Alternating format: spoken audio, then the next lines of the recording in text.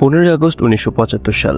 ফজরের আজানের পর কাক ঢাকা ভরে রেডিওতে মেজর ডালিমের কণ্ঠ। আমি মেজর ডালিম বলছি। স্বৈরাচারী শেখ মুজিবকে হত্যা করা হয়েছে। সেনাবাহিনী ক্ষমতা দখল করেছে। অনির্দিষ্টকালের জন্য কারফিউ ঘোষণা করা হয়েছে। এরপর দ্বিতীয়বার ঘোষণা করা হলো শেখ মুজিব এবং তার স্বৈরাচারী সরকারকে উৎখাত করে খন্দকার মোশতাক আহমেদের নেতৃত্বে সামরিক বাহিনী ক্ষমতা দখল করেছে এবং কারফিউ জারি করা হয়েছে। সহকর্মী হিসেবে শেখ মুজিব যাদের দীর্ঘদিন কাছে এবং পাশে রেখেছেন সেই সকল আওয়ামী লীগের নেতারা নীরব এবং নিশ্চুপ থেকেছেন। সামান্য সংখ্যক কিছু ছাত্রলীগের তরুণ নেতৃস্থানীয় কর্মীরা আওয়ামী লীগের নেতাদের সাথে যোগাযোগ করলে তারা সবাই চুপচাপ থাকার এবং অপেক্ষা করার ও দেখা করার পরামর্শ ও নির্দেশ দেন। নেতাদের ইংরেজিতে একটা কমন ডায়লগ ছিল, যা কোনো কোনো ক্ষেত্রে নির্দেশ হিসেবেও মান্য করা হয়েছে।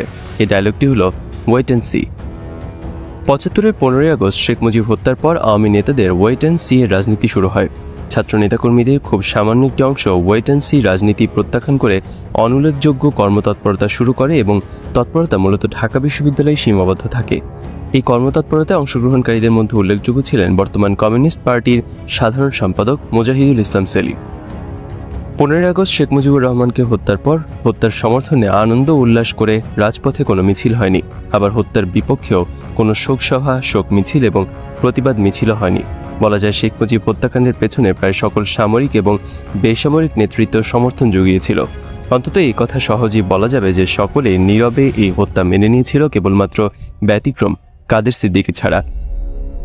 মুক্তিযুদ্ধের কিংবদন্তি কাদের সিদ্দিকী শেখ মুজিব হত্যার প্রতিবাদে 1971-এর মুক্তিযুদ্ধের ন্যায় আবারও সশস্ত্র যুদ্ধ শুরু করে। শেখ মুজিব হত্যাকাণ্ডের পর আওয়ামী লীগের নেতারা এবং শেখ মুজিবের মন্ত্রিসভার সদস্যরাই খন্দকার মোশতাক আহমেদের নেতৃত্বে মন্ত্রিসভা গঠন করে। খন্দকার মোশতাক আহমেদ শেখ মুজিবের স্থলাভিষিক্ত হন। খন্দকার মোশতাক আহমেদ ছিলেন শেখ মুজিবুর রহমানের মন্ত্রিসভার বাণিজ্য মন্ত্রী। বাণিজ্য মন্ত্রী খন্দকার মোশতাক আহমেদের রাষ্ট্রপতি হওয়ার সাংবিধানিক কোনো বৈধতা ছিল না। খন্দকার মোশতাকের রাষ্ট্রপতি হওয়ার সাংবিধানিকভাবে সম্পূর্ণ অবৈধ ছিল। তবুও দেশের নতুন রাষ্ট্রপতি হন খন্দকার মোশতাক আহমেদ এবং খন্দকার মোশতাক আহমেদের নেতৃত্বে মন্ত্রিসভায় যোগদান করেন বর্তমান শেখ হাসিনার মন্ত্রিসভার সদস্য আবুল হাসান চৌধুরীর পিতা সাবেক রাষ্ট্রপতি আবু সাইদ চৌধুরী। শেখ হাসিনার আওয়ামী লীগ সভাপতি মণ্ডলীর সদস্য এবং এমপি আব্দুল মান্নান সহ শেখ মুজিবের মন্ত্রিসভার অনেক মন্ত্রীও। খন্দকার মোশতাক আহমেদের রাষ্ট্রপতি হওয়ার সাংবিধানিকভাবে কোনো বৈধতা না থাকা সত্ত্বেও অবৈধভাবে খন্দকার মোশতাক আহমেদকে রাষ্ট্রপতি হিসেবে শপথ বাক্য পাঠ করান সুপ্রিম কোর্টের অস্থায়ী প্রধান বিচারপতি এ.বি. মাহমুদ হোসেন। এছাড়া মুক্তিযুদ্ধের বীর সেনানী বঙ্গবীর জেনারেল এম.এ.জি. ওসমানী খন্দকার মোশতাকের সামরিক উপদেষ্টা হন। 15 আগস্ট সকাল 9টায় তৎকালীন সেনাবাহিনী প্রধান শেখ হাসিনার দলের বর্তমান এমপি মেজর জেনারেল শফিউল্লাহ সেনাবাহিনীর প্রধান হিসেবে খন্দকার মোশতাক আহমেদের প্রতি আনুগত্য প্রকাশ করে রেডিওতে ভাষণ দেন। এরপর আনুগত্য প্রকাশ করে রেডিওতে ভাষণ দেন বিমান বাহিনীর প্রধান শেখ হাসিনার বর্তমান বিতর্কিত এমপি এ.কে. খন্দকার, নৌবাহিনীর প্রধান অ্যাডমিরাল এম.এইচ. খান এবং বিডিআর ও পুলিশ প্রধানগণ। নতুন রাষ্ট্রপতি হিসেবে খন্দকার মোশতাক আহমেদ পার্লামেন্ট মেম্বারদের সভা ডাকেন।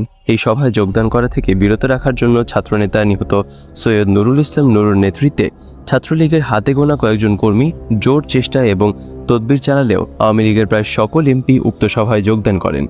অপরদিকে বিখ্যাত মুক্তিযোদ্ধা বঙ্গবীর আব্দুল কাদের সিদ্দিকী বীর উত্তম তার জনা 50 সাথী সহ সীমান্ত এলাকায় অবস্থান নিয়ে খন্দকার মোশতাক আহমেদের সরকারের বিরুদ্ধে সশস্ত্র যুদ্ধ শুরু করলে ছাত্রনেতা সৈয়দ নুরুল ইসলাম নুরু তার কয়েকজন সঙ্গী নিয়ে বৃহত্তম ময়মনসিংহ এবং বৃহত্তম সিলেট জেলায় সীমান্ত অঞ্চলে কাদের সিদ্দিকীর নেতৃত্বে গড়ে ওঠা সংগঠন জাতীয় মুক্তি বাহিনীতে যোগ দেন। ডাকসুর সাবেক ভিপি মুজাহিদুল ইসলাম সেলিম, ইসমত কাদির গামা, রবিউল আলম চৌধুরী অর্থাৎ বর্তমান সরকারি আমলা এবং শেখ হাসিনার পিএস মুক্তাদির চৌধুরী, এদের নেতৃত্বে মাত্র শখানেক ছাত্রনেতা এবং কর্মী ঢাকা বিশ্ববিদ্যালয়ের রাজনৈতিক কর্মতৎপরতা শুরু করলে এই কর্মতৎপরতা প্রতিহত করার জন্য জাসদ ছাত্রলীগ প্রবলভাবে সক্রিয় হয়ে ওঠে। 1975 সালের অক্টোবর মাসের শেষের দিকে ছাত্রলীগের এই মুষ্টিমেয় নেতাকর্মী মিলে সিদ্ধান্ত নিল 4 নভেম্বর 1975 ধানমন্ডি 32 নম্বরে বঙ্গবন্ধু শেখ মুজিবুর রহমানের বাসভবনে মৌন মিছিল করে যাওয়া হবে। 4 নভেম্বর মৌন মিছিল সফল করে তোলার জন্য ঢাকা বিশ্ববিদ্যালয় এবং ঢাকা শহরের গোপন বৈঠক চলতে লাগলো। 2 নভেম্বর দিবাগত রাতে অর্থাৎ 3 নভেম্বর প্রত্যুষে দেশের দ্বিতীয় সামরিক অভ্যুত্থান ঘটল। 3 নভেম্বর সকালে সোভিয়েত রাশিয়া নির্মিত বোমারু বিমান মিগ-21 আকাশে উড়ল এবং খুবই নিচ দিয়ে ঘন ঘন মহড়া দিতে লাগলো। বাংলাদেশ বেতারের বা রেডিও বাংলাদেশের এবং টেলিভিশন সম্প্রচার সারাদিন বন্ধ রইল। বোমারু বিমানের নিচ দিয়ে ঘন ঘন মহড়া দেয় এবং রেডিও বন্ধ থাকায় দেশে যে দ্বিতীয়বার সামরিক অভ্যুত্থান হয়েছে এটা স্পষ্ট বোঝা গেল, এবং এটাও সুস্পষ্ট বোঝা গেল যে এই দ্বিতীয় সামরিক অভ্যুত্থানের জয় পরাজয়ের কোনো নিশ্চিত ফলাফল এখনও হয়নি। কোনো পক্ষই এখনও নিশ্চিতভাবে বিজয়ী হয়নি, আর এই জন্যই বোমারু বিমান MiG-21 বারবার নিচে ড্রাইভ দিয়ে প্রতিপক্ষকে বোমা মারার হুমকি দিচ্ছে এবং বেতার রেডিও বন্ধ রয়েছে। বোমারু বিমান বোমা মারার হুমকি দিচ্ছে কিন্তু বোমা মারছে না। এ থেকেই বোঝা যাচ্ছে দুই পক্ষের সাথে আলোচনা চলছে, আর সেই জন্যই যুদ্ধ বিমান আক্রমণের মহড়া দিচ্ছে কিন্তু আক্রমণ করছে না। রাতে হঠাৎ টেলিভিশন সম্প্রচার শুরু করলো, কিন্তু অভ্যুত্থান সম্পর্কে কোনো কিছুই বলা হলো না। 4 নভেম্বর সকালবেলা পূর্ব নির্ধারিত কর্মসূচি অনুযায়ী মৌন মিছিলের প্রস্তুতি নিয়ে সব মাচেক ছাত্র জনতা বিশ্ববিদ্যালয়ের বটতলায় সমবেত হলো। সমবেত ছাত্র জনতা বিচ্ছিন্নভাবে সামরিক অভ্যুত্থান নিয়ে আলোচনা শুরু করলো। এদের অধিকাংশেরই ধারণা সেনাবাহিনীর নতুন প্রধান মুক্তিযুদ্ধের ঘোষণাদানকারী মেজর জেনারেল জিয়াউর রহমান অভ্যুত্থান ঘোষণা করেছেন। মুক্তিযুদ্ধের ঘোষক হিসেবে সাধারণ মানুষের কাছে জেনারেল জিয়ার একটি পরিচিতি ছিল এবং গ্রহণযোগ্যতা ছিল, তাই অনেকেই মনে করেছে জেনারেল জিয়াউর রহমানের নেতৃত্বে সামরিক অভ্যুত্থান হয়েছে। অবশ্য কেউ কেউ বলল ব্রিগেডিয়ার খালেদ মোশাররফ অভ্যুত্থান করেছেন। অভ্যুত্থানের নেতৃত্ব কে দিয়েছেন তা পুরোপুরি নিশ্চিত না হওয়া গেলেও একটা বিষয় নিশ্চিত হওয়া গেছে যে 15ই আগস্টে অভ্যুত্থান করে শেখ মুজিবকে যারা হত্যা করেছে তারা এখন আর ক্ষমতায় নেই এবং তারা দেশ ত্যাগ করেছে। ইতিমধ্যে আরও কয়েক শত লোক সমাবেশে যোগ দিয়েছে। 700 লোক নিয়ে মৌন মিছিল শুরু হলো। মৌন মিছিল ধানমন্ডি 32 নম্বর সড়কে বঙ্গবন্ধু শেখ মুজিবুর রহমানের বাসভবন অভিমুখে যাত্রা করল। পলাশীর মোড়ে পুলিশ প্রথম বাধা দিল। পুলিশ বলছে, মিছিল নিষিদ্ধ, আপনারা মিছিল করবেন না। কে মিছিল নিষিদ্ধ করেছে জিজ্ঞেস করলে পুলিশ কোনো উত্তর দিতে পারেনি। পুলিশ বলেছে, আপনারা একটু অপেক্ষা করুন, আমরা ঊর্ধ্বতন কর্তৃপক্ষের কাছে জেনে নিই। কিন্তু মিছিল থামল না, মিছিল চলতে লাগলো।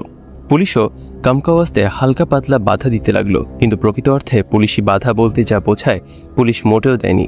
আসলে পুলিশও জানতো না কারা এখন দেশের ক্ষমতায় আছে, দেশে কি হচ্ছে, পুলিশের কি করণীয়। পুলিশ অনেকটা কিংকর্তব্য বিমূঢ় ছিল। নিঃশব্দ মৌন মিছিল সায়েন্স ল্যাবের মোড় পার হয়ে কলাবাগানের দিকে যেতে থাকলে এদিকে পাহাড়ে থাকা সেনাবাহিনীর 10-12 জন সৈন্য মিছিলের দিকে এগিয়ে এলো। সৈন্যদের মিছিলের দিকে এগিয়ে আসতে দেখে বেশ কিছু মিছিলকারী মিছিল ত্যাগ করে আশেপাশে সরে পড়ল।